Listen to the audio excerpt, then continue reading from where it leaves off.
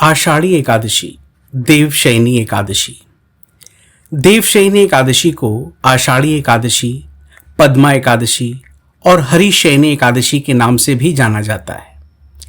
भविष्य पुराण, पद्म पुराण तथा श्रीमद् भागवत पुराण के अनुसार इस एकादशी से लेकर अगले 4 महीनों तक श्री हरि विष्णु पाताल लोक में निवास करते हैं, जिसे भगवान की योग निद्रा कहा जाता है। यही वजह है कि भगवान की गैर मौजूदगी में किसी भी तरह के मांगलिक कार्यों की मनाही होती है। हिंदू धर्म में एकादशी का व्रत महत्वपूर्ण स्थान रखता है। प्रत्येक वर्ष 24 एकादशियां होती हैं।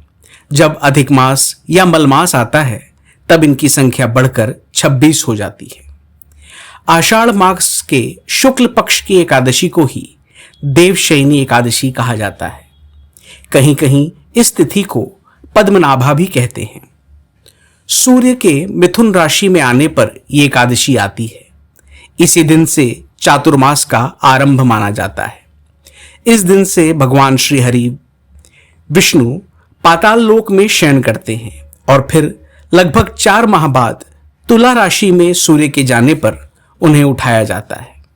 उस दिन को देवोत्थानी एकादशी कहा जाता है। इस बीच के अंतराल को ही चातुर्मास कहा गया है। भगवान के सोने की वजह से मांगलिक कार्य जैसे कि विवाह, जनेऊ, गृह प्रवेश, नामकरण व उपनयन संस्कार नहीं होते हैं। संस्कृत में धार्मिक साहित्यानुसार हरि शब्द सूर्य, चंद्रमा, वायु, विष्णु आदि अनेक अर्थों में प्रयुक्त होते हैं। हरिशयन का तात्पर्य इन 4 माह में बादल और वर्षा के कारण सूर्य चंद्रमा का तेज क्षीण हो जाना उनके शयन का ही द्योतक होता है। इस समय में पित्त स्वरूप अग्नि की गति शांत हो जाने के कारण शरीरगत शक्ति क्षीण या सो जाती है। आधुनिक युग में वैज्ञानिकों ने भी खोजा है कि चातुर्मास में मुख्यतः वर्षा ऋतु में विविध प्रकार के कीटाणु अर्थात सूक्ष्म रोग जंतु उत्पन्न हो जाते हैं। जल की बहुलता और सूर्य तेज का भूमि पर अति अल्प प्राप्त होना ही इनका कारण है। आखिर क्यों 4 महीने के लिए सो जाते हैं भगवान?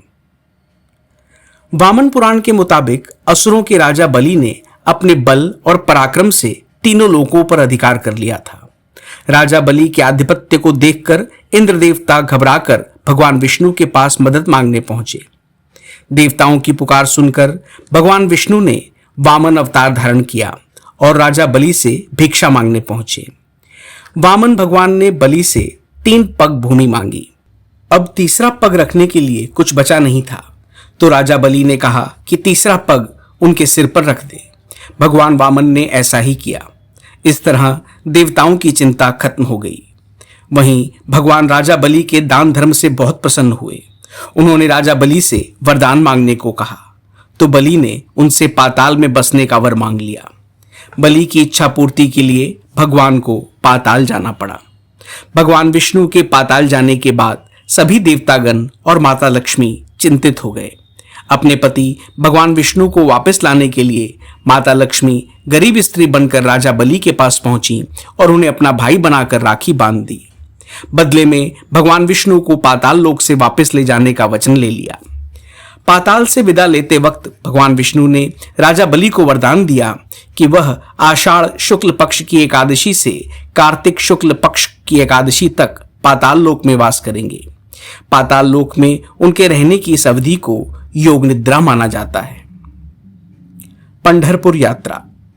दक्षिण के काशी के रूप में प्रसिद्ध पंढरपुर में भगवान विट्ठल और उनकी पत्नी रुक्मणी का मंदिर है।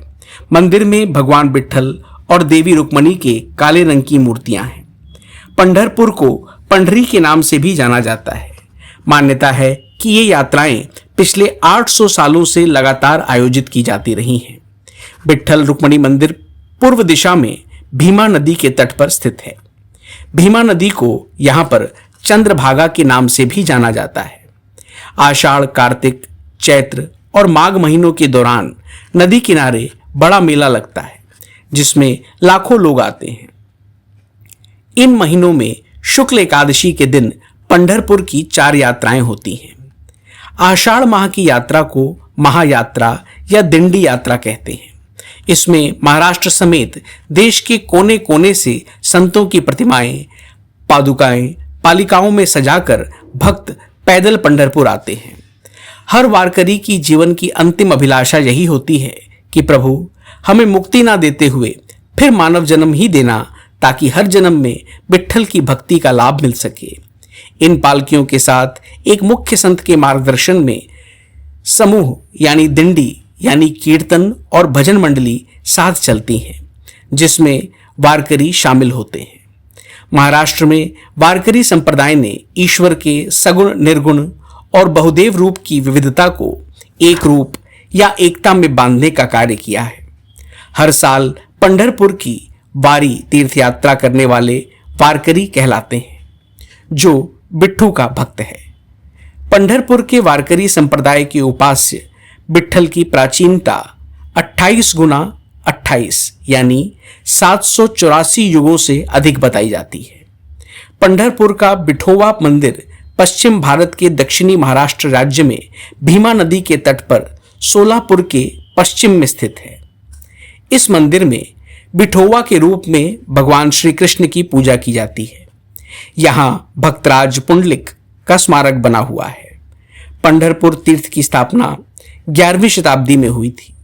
मुख्य मंदिर का निर्माण 12वीं शताब्दी में देवगिरी के यादव शासकों द्वारा कराया गया। कहते हैं कि विजयनगर साम्राज्य के प्रसिद्ध नरेश कृष्णदेव बिठोवा की मूर्ति को अपने राज्य में ले गए थे, किंतु बाद में एक बार एक महाराष्ट्रीय भक्त इसे वापस ले आया और पुनः यहाँ स्थापित कर दिया।